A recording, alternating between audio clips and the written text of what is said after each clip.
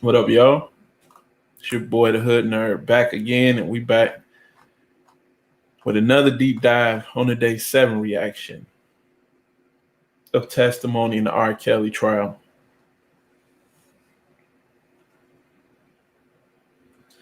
We get started with the third Jane Doe, identified as Stephanie, testifying Thursday that R. Kelly initiated a sexual relationship with her during the toughest time of her life when she was 17 in a federal trial against the singer. Boy. And see again,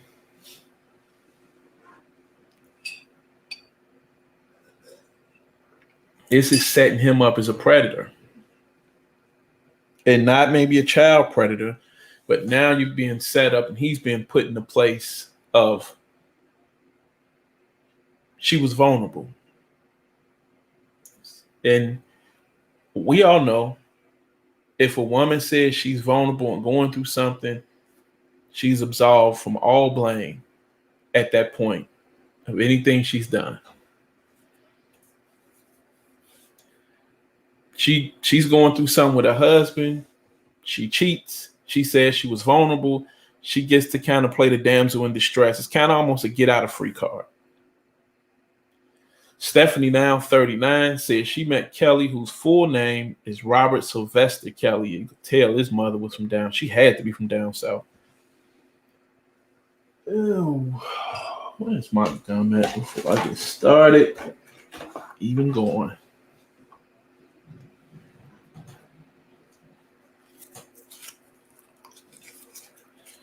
She met Kelly when she was 16 at what's referred to as the Rock and Roll McDonald's in Chicago during the summer of 98.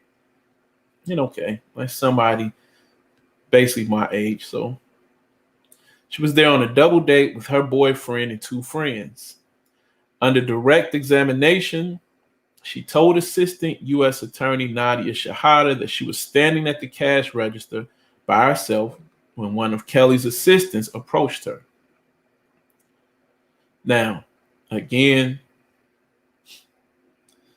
I don't buy that part. It's Rock and Roll McDonald, 16 years old. You with your boyfriend and her friend. You know how we were as teenagers. Everybody just kind of shoulder to shoulder, and we ain't leaving the counter. Not leave her directly by herself, to just be there where somebody could sneak in real quick and talk to her without her boyfriend being right there. So at this point right here, I'm not really buying how she's starting the story off. In her testimony at the Brooklyn Federal Court building, she said that he asked her age and if she knew who R. Kelly was. Of course, in 98, she would know who R. Kelly was. Who wouldn't in Chicago know who R. Kelly was in 1998? But when she said yes, he pointed to him and she saw that the singer, who was 32 at the time, was staring at her. Chaos, boy, you don't do yourself any good with the way they have portrayed you. And you giving yourself the nickname the Pied Piper didn't do you any favors. He gave me a phone number and said it was Robert Kelly's phone number, she told the courtroom.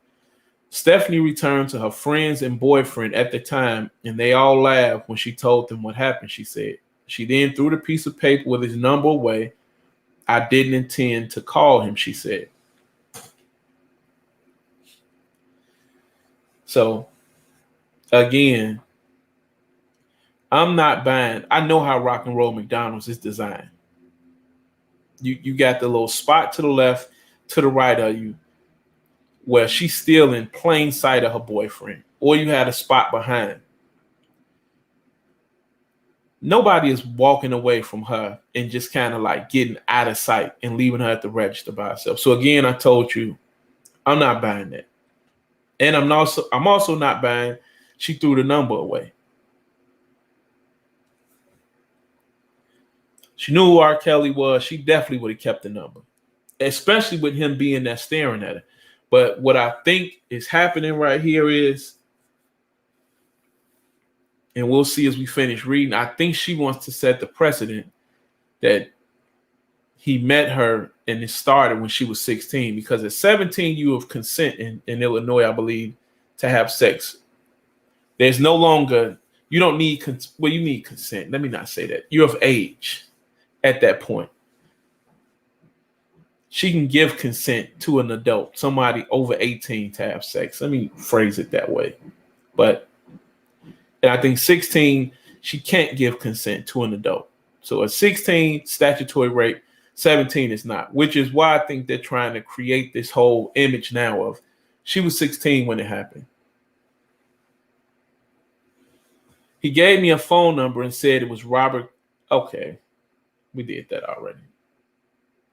Stephanie testified that the following summer, she was working as a barista at a downtown Chicago hotel and heard about an event Kelly would be attending at the Nike store near her job.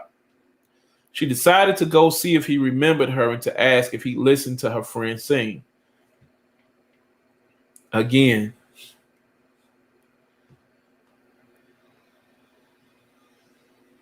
I wonder if they can prove she was working at that hotel, but probably not. 23 years ago, probably not. But she decided to go see if he remembered her and to ask if he listened to her friend sing. If they only saw each other one time, I doubt it. I couldn't tell you who I saw or interacted with on just we met and maybe conversed maybe for 2 minutes. I couldn't tell you what that person looked like a year later.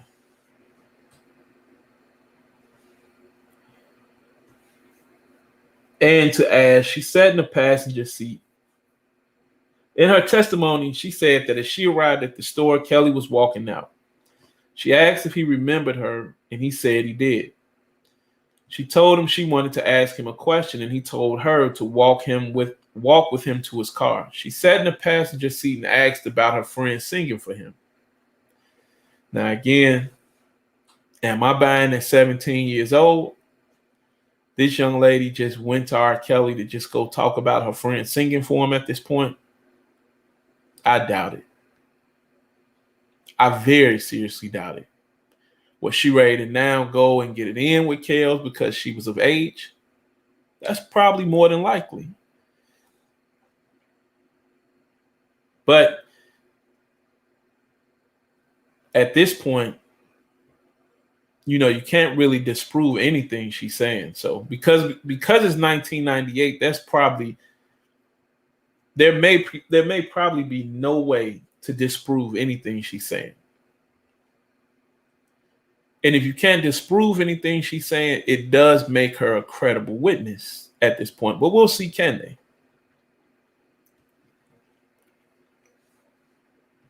He said, yeah, that he thought he could arrange that, but he'd also like to get to know me. And also, he likes to cuddle. And would I be okay with that? Stephanie recalled.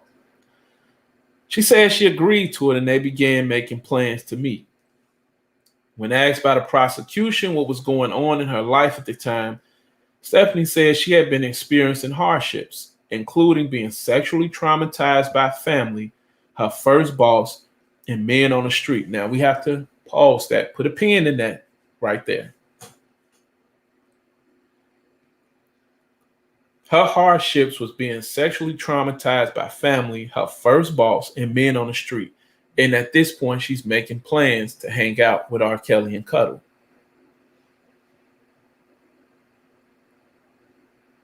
You would think somebody's going through something like that at this point, you would want to keep to yourself until you kind of figure out what you're going through. But again, because she's 17, she's also going to be able to play the I wasn't mature enough to handle the emotions and the mental stress I was going through and dealing with at that time. So it was the hardest time of my life, she said. I was very vulnerable. And again, like I said, all a woman has to do is say I was beaten or I was sexually abused. Whether it be true or not, once you say that, you're going to garner sympathy because too many men have beaten women. Too many men have sexually abused young girls and young boys. And because that, again, like I said, you get a get out of jail free card. It's why you can see parents who murder their children, women who murder their children. The second they start going into this whole, I was abused at home, I was abused as a child, I was abused by my boyfriend, my second child's father, now my husband, I was abused and abused and abused. They'll usually get off light for murdering their children. It's just the way it is, the way the system is. Once the damsel in distress card is played, it is hard for a woman not to get sympathy for whatever the hardships she's went through in her life. And again, can we prove that she was sexually traumatized by family, her first boss and men on the street? I'm not sure of that. But once you're able to drop that card and play that big, that's kind of like playing the big joker. Because now the defense can't even really come and cross-examine her as aggressive as they would want to because of what she stated she went through already. A week or so after meeting at the Nike store, she said she took a bus to his studio, as they had previously discussed. After buzzing the intercom and being escorted up to the studio, she waited hours for Kelly to join her. When he finally arrived, Stephanie said he sat next to her, laid his head on her shoulder, and said, "Sorry it took so long." She said they talked for a bit and had sex that day. Stephanie testified that during her first or second time at the studio, she told him that she was 17, though she thought that meant the end of their relationship. She said he told her it was fine. And again, I'm going to keep stating to you guys, back in that era, definitely in Chicago, it was quite common for 15, 16, 17-year-old young ladies to be having sex with adults, to have baby fathers who was 23, 24 years old. It was just commonplace for the girls who was 15, 16. They were sleeping with the dope boys on the streets. And I told you guys this already. Even though I was an athlete and played on all three sports. Yes, I almost had my pick of the litter, but not really my pick of the litter. Like the girls I really wanted, they had grown men coming to pick them up. Like I said, I remember the 96 Bonnevilles on Fans. You had grown men in that coming to pick these ladies up, and they look at me and it's like, hey, that's what my man got. More power to you, man. Salute. I'm out. That's out my league. I'm still walking to school at that point. So nothing I could do for you. Kelly wanted her to call him daddy. She said their relationship lasted about 6 months, and she saw him 6 to 8 times a month. That's a lot of time to be seeing somebody a month. That's twice a week. Mostly at the studio. She said that he orchestrated their encounters, instructing her to make certain sounds or stay in certain positions. There were times when he would tell her to undress and stay in a certain position for hours while she was waiting there for him to come and have his way. She said it was humiliating. And again, because she said that she was sexually traumatized by family members, her first boss, and men on the street, she's going to get a pass for this, man. I'm just telling you how it goes.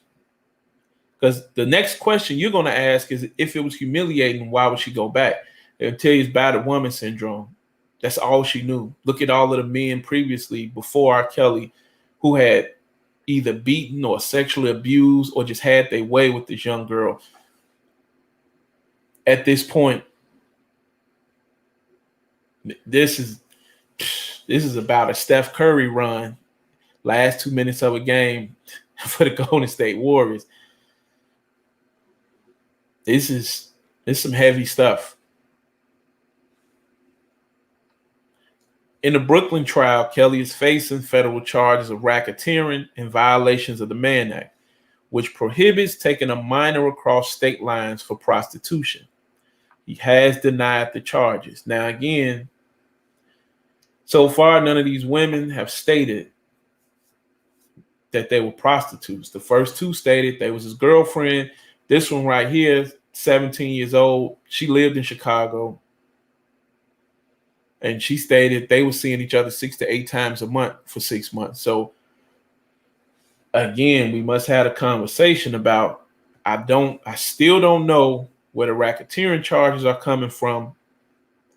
The Mann Act may be when he took the young lady from Florida to Illinois. But again, taking a minor across state lines for prostitution, she said she thought she was his girlfriend. So, and she, even though she was 17, I don't know if that's considered a minor. That may be a minor, but even then she said she was his girlfriend. So it wouldn't even be prostitution at that point. Stephanie told the courtroom that starting early in their relationship. So again, we got another one who thinks she was his girlfriend. So now there's 3 women who think they were his girlfriends. So we can't have the Mann Act or racketeering charges because all of these women thought they were his girlfriends. While she was 17, Kelly would regularly film himself performing sexual acts on her, saying that the first time he brought up filming, he didn't ask her, but told her that he was picking her up to film. And again, she's stating 17 because it may be illegal to film somebody at 17 sexually. So, she can give consent to have sex with an adult at 17. She may not be able to be filmed at 17. That may be 2 totally different conversations at that point. I'm not sure of that. So I will have to check that out. I was really scared, she said. I felt like I didn't have a choice. And again, these are the buzzwords. I felt like I didn't have a choice. I was forced. But again, all of these girls could get up and go. You never heard any of them state that they were held. Well, the first 2 kind of played around with they was held hostage some days, but at the end, they both said they got up and was just able to leave. Free will. So I don't know when I felt like I didn't have a choice. You had a choice when you opened your legs, and you had a choice to get up and leave. And at some point, no matter how crazy all of this is, these young ladies have to be held responsible for their actions. You just have to hold them responsible. You can't let them continue to move around and say, none of this was my fault because of my age. Because at 17, you have to understand, young men are being charged as adults at that point. So they're being held responsible for their actions. You have to hold these women responsible for their actions for spreading their legs at this point. During their relationship, she said he had 2 sides, one nice and charming and the other controlling and intimidating. She told Shahada that it was hard to determine what exactly triggered him. He'd raise his voice at me and he could put the fear in God in me very quickly, she testified. At one point in their relationship, she said he gave her $300 to go get an outfit in the likeness of actress Sharon Stone. He dropped her off to go shopping and said he'd pick her up when she was done. Stephanie finished early and decided to stand outside and have a cigarette while she waited for him. So again, the 17-year-old kid already smoking squares. But we still have to ask the question, where are parents at? And again, I'm doing this reaction to this case to kind of just show you what young Black girls go through, and all of this again, protect Black women. A lot of these damaged Black women we have now at 30, 40 years old were let down by their parents when they were children. And it's a conversation, and it's the dirty, ugly, dark little secret nobody wants to have at this point. I'm going to say it again. The parents of my generation fucked us completely up and dropped the ball. Just is what it is, man. It's the only thing I can really come up with at this point when you see exactly what's going on. And the sad thing is, because we look at ourselves as adults and say, yo, I have a good job, got health benefits, 401k, money in the stock market, I'm married. money in the savings account. I'm doing pretty okay for myself. Emotionally, you're a fucking wreck. And you don't know it until you're really in a relationship with another person. Then all these other little things start to manifest themselves. See, when you dolo, it's hard to ever really know something is truly wrong. It's when you're in a relationship with somebody else that all of these little issues start coming out. When he pulled up and saw her smoking, she said he got in her face and yelled at her to don't ever do that shit again, especially in front of me. She said that she was terrified. Stephanie said that she once went to the restaurant Houston's for a meal with Kelly and two local rappers. She wasn't allowed to speak to the rappers while they ate because Kelly didn't allow her to speak to other men. During the meal, she said he randomly started talking about why he should be able to date minors. See, they need to find them two local rappers to corroborate this story. There's a lot of what she's saying at this point. And like I said, because of her saying she was sexually traumatized and basically taken advantage of by her first boss and other men, you're going to have to treat her with kid gloves because you come off as a monster and insensitive to what has happened, if it actually happened. But see, to say now she wasn't allowed to speak to the rappers and that he randomly started talking about why he should be able to date minors. See, if those two men can corroborate that, then you got something with this witness. If they can't, then I'm taking it still as the prosecution and the feds and the Me Too movement have cooked up still this whole dinner. He mentioned that he likes young girls and that people make such a big deal of it. Even look at Jerry Lee Lewis. He's a genius and I'm a genius. We should be allowed to do whatever we want. See, at 32, I'm not believing R. Kelly was talking about Jerry Lee Lewis at that point. The man couldn't read. It's a known fact R. Kelly couldn't read or basically write. So it's hard for me to think he really knew about Jerry Lee Lewis and him and a 13-year-old cousin and stuff like that. It's just hard for me to believe that. That's not even something we was even talking about in 1998 in Chicago. And you have to understand, 98,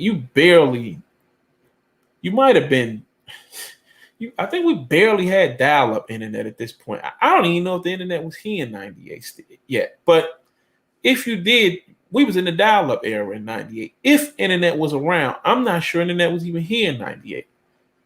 So now you would be asking him to have to go read a book or a magazine or a story.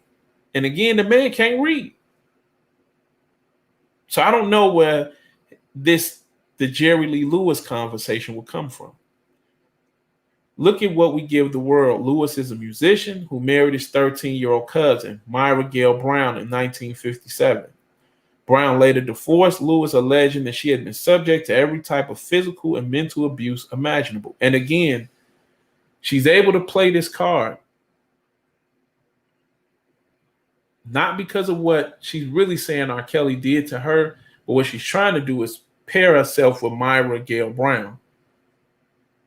So now she can say, yo, and he thought he was the same as Jerry Lee Lewis. So see, he is that monster because he was beating me and terrifying me. Well, I don't know if he beat her, but he was terrifying me, I should say, and he was beating those other girls. And he had this conversation talking about minors, and he just so happened to bring up Jerry Lee Lewis. So again, I personally find it hard to believe a man who's illiterate and can't write, man can't read or write, is talking about Jerry Lee Lewis. They would then have to come and tell me where he learned about Jerry Lee Lewis by 1998 and Myra Gayle Brown. Something that happened in 1957. You would have to show me what newspaper he had read between that point he was born to then, what has happened at, or yeah, I just couldn't buy it. Stephanie also testified about an instance when the two were leaving one of his basketball games with two others in the car with them. He asked her to give him oral sex in the car, which she said was disgusting because he was sweaty from playing. She said She tried to do it quietly since others were in the vehicle. He told her to make noise, which caught the attention of the person in the passenger seat. She said she was ashamed. Again, we need to find the person in the passenger seat to see if that's true. But again, is it uncommon for a man to ask for those type of things in the backseat of a car or even while driving a car? No. I have buddies who told me, things they participated in like that. That's not my thing, but it's not uncommon for that to happen. So I can't say she's lying about that. To say that's a far-fetched thing to have happened. Their relationship ended shortly after he paid for her and a friend to take a trip to Orlando for Stephanie's 18th birthday in October of 99. She said they stayed at a rental property, which they weren't allowed to leave. They also didn't have a car. Stephanie didn't see him until their final day in Orlando. Kelly picked only Stephanie up in a sports car, took her to his studio, and made her perform oral sex on him. She said she was just humiliated and that she didn't want to be recorded.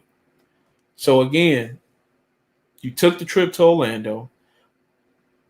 You taking all of the clothes that he's buying you. You taking the money that he's giving you. But you keep performing oral sex. But you keep stating you're humiliated after every time you're doing it. So then I have to keep asking, why would you keep doing something you're humiliated to do?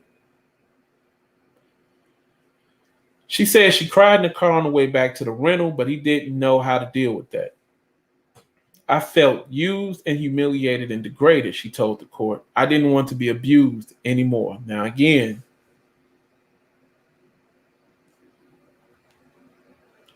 you have to understand when somebody says I felt used and humiliated and degraded, that's a powerful man treating a low-level woman like trash and using his power to get what he wants, which is basically what the Me Too movement was built off of. Who is this calling me this time of the day?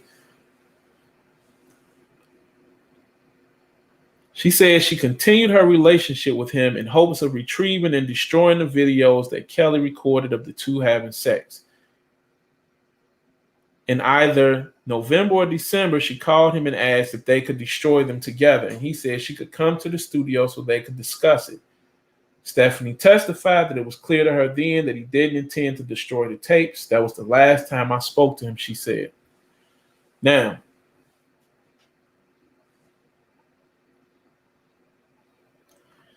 when she says she continued her relationship with him in hopes of retrieving and destroying the videos that Kelly recorded of the two having sex in either November or December, I take that as they may have some evidence that we were still communicating after that trip. So I need to come up with a reason for why we might, if they have some evidence of we was together in November, December, which she's stating they were, I need to have a reason for why I was still around. Now, did he probably kick her to the curb in November or December?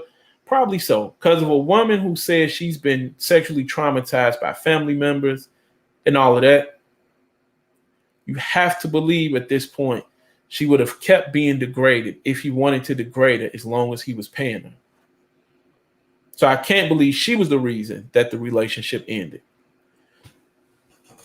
Now, R. Kelly has his female attorney, Nicole, question her, which is cool, the right move to make. You can't have a male question her after her stating she was sexually traumatized. Just can't happen. Let me get some water before we go into this next part.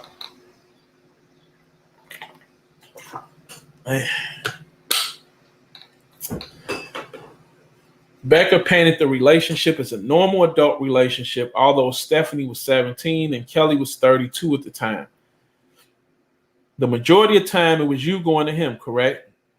Becker asked, adding that Stephanie likely drove to see Kelly. Stephanie replied that she couldn't drive to see Kelly at the time because she was not old enough to have a license. Becker's questions implied it was Stephanie's fault they got into the position she was in with Kelly. You had a choice to pick up every time he called, correct? And you were intimate because you wanted to be, no? Stephanie's testimony on day 7 of the trial ended on a somber note when Shahada, the prosecutor, re-examined the witness. When Shahada asked why Stephanie would never forget the sexual abuse she said she endured at the hands of Kelly, she broke down crying because that was the lowest time of my life. I've never been treated like that before or since. He humiliated me. He degraded me. He scared me. I will never forget the way he treated me. Now, she said, I've never been treated like that before or since.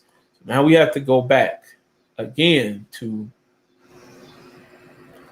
where this starts at, where she says what?